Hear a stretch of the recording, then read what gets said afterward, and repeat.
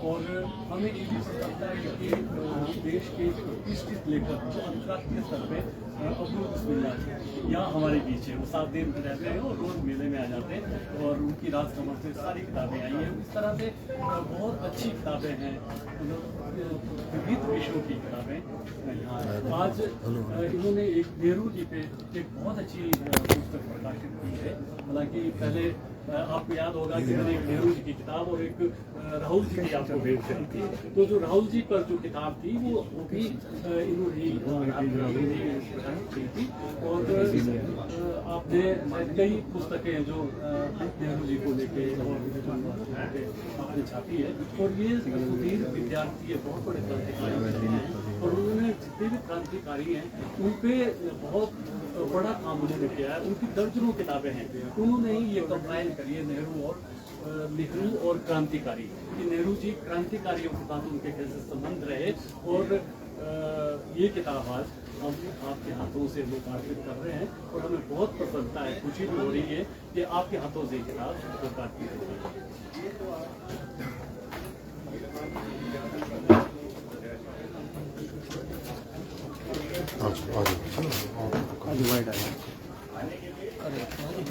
जी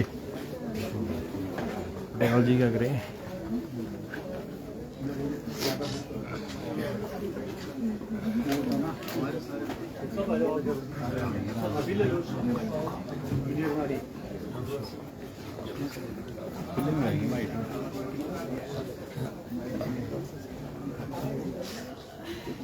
खुले में इधर खड़े खड़े देखिए यहाँ पे लोग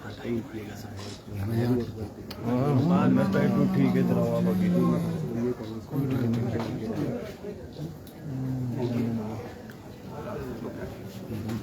इस किताब पे साथ बहुत वरिष्ठ प्रोफेसर सत्यपाल सहगल जी हैं जो पंजाब यूनिवर्सिटी में हिंदी के अध्यक्ष भी रहे हैं। ये उनकी दर्जनों किताबें हैं, आलोचना की, कविता की है और इनका सानिध्य हमें हर बार मिलता रहता है दूसरे मेले में।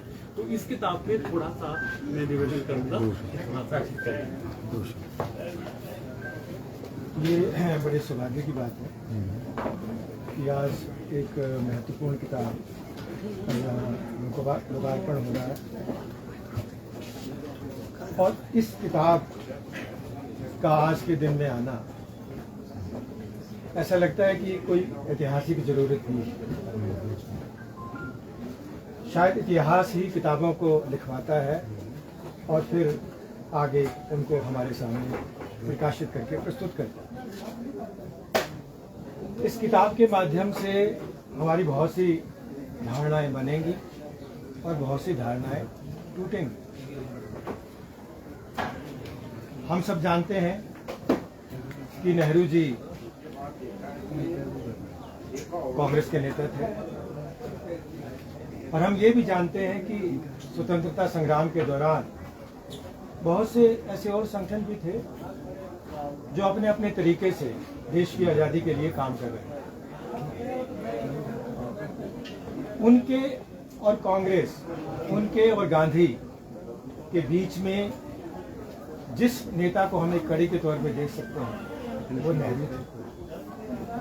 ये किताब हमको दिखा सकती है कि कैसे देश के जो उस समय के विख्यात क्रांतिकारी थे, चाहे वो चंद्रशेखर आज़ाद थे, चाहे वो भगत सिंह थे, चाहे वो रोशन सिंह थे, चाहे सचिंद्र नाथ सान्याल थे, उनसे उनके व्यक्तिगत संपर्क थे, संबंध थे। भगत सिंह को मिलने के लिए वो जेल तक में गए।